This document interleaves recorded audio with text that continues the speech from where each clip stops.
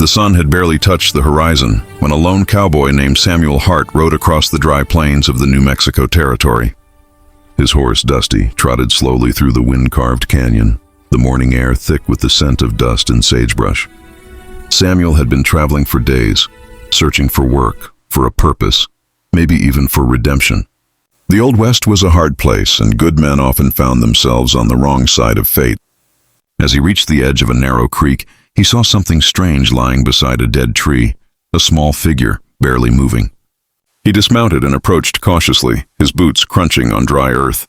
It was a child, thin, trembling, his skin pale with hunger and exhaustion. The boy's clothes were torn, his lips cracked.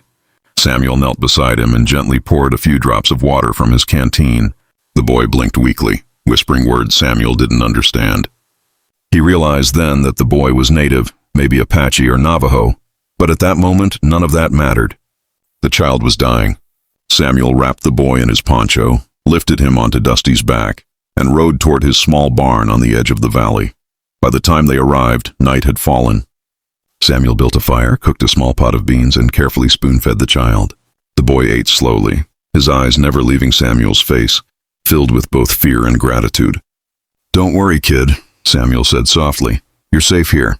He didn't ask questions. He didn't need to. He had seen too much death and too many lost souls to turn away another. For the next 2 days, Samuel nursed the child back to strength.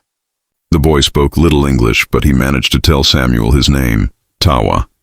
He had been separated from his tribe after a storm and had wandered for days without food or water.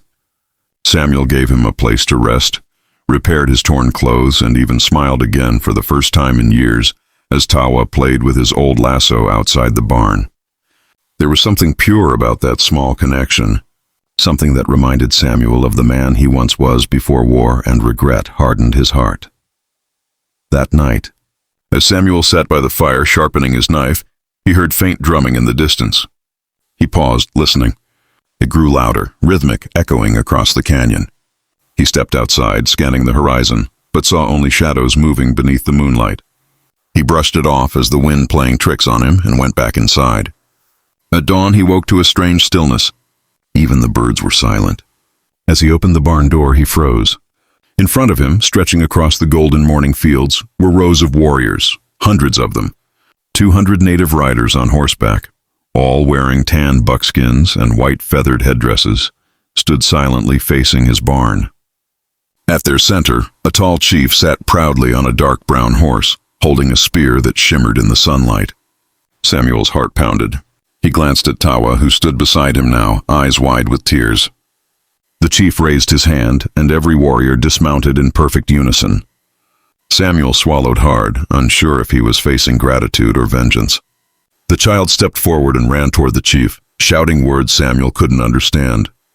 The chief dismounted, embraced the boy, then turned his sharp gaze toward Samuel. What happened next would change the cowboy's life forever. The air was heavy with tension as Samuel stood before 200 warriors. The chief, a man with deep lines etched into his weathered face, walked toward him slowly. The warriors remained silent, their horses snorting softly in the morning light. Samuel kept his hands still, resisting the instinct to reach for his revolver. He had lived long enough to know that a single wrong move could mean the end. The chief stopped a few feet away. "You saved my son," he said in broken English. His voice carried the weight of generations. Samuel blinked, realizing the truth. Tawa was the son of a powerful tribal leader. "He was lost," Samuel replied quietly. "I just did what any man should do." The chief studied him for a long moment, then nodded. He turned to his men and gave a signal.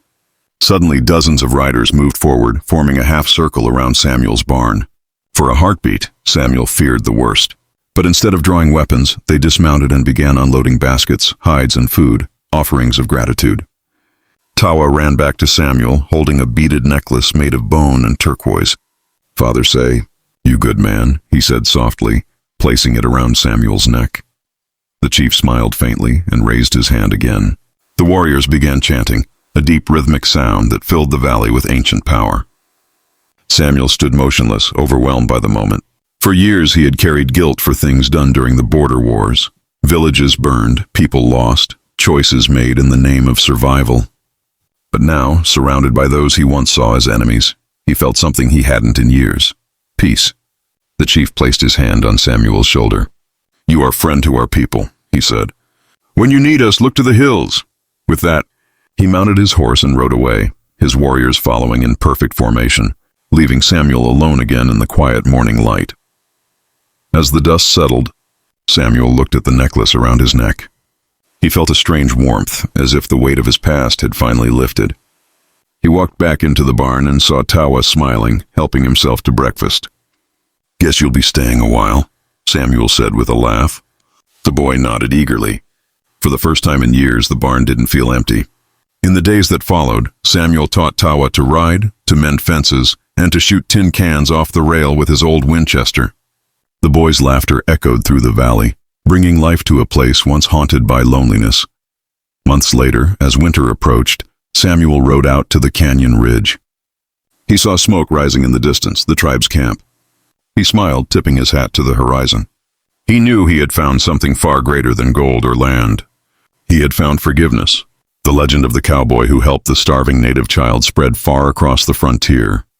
Many travelers passing through the valley spoke of the mysterious day when 200 warriors lined up outside a humble barn, not for revenge, but for honor. And though Samuel never sought recognition, every time he wore that turquoise necklace, he remembered that even one act of kindness can echo louder than 1,000 battles. In the Old West, survival often came before mercy. But that day, mercy became his salvation. The story of Samuel Hart reminds us all. Sometimes the smallest act of goodness can bridge the widest divides. And when you choose compassion over fear, the world finds a way to return that kindness in ways you can never imagine.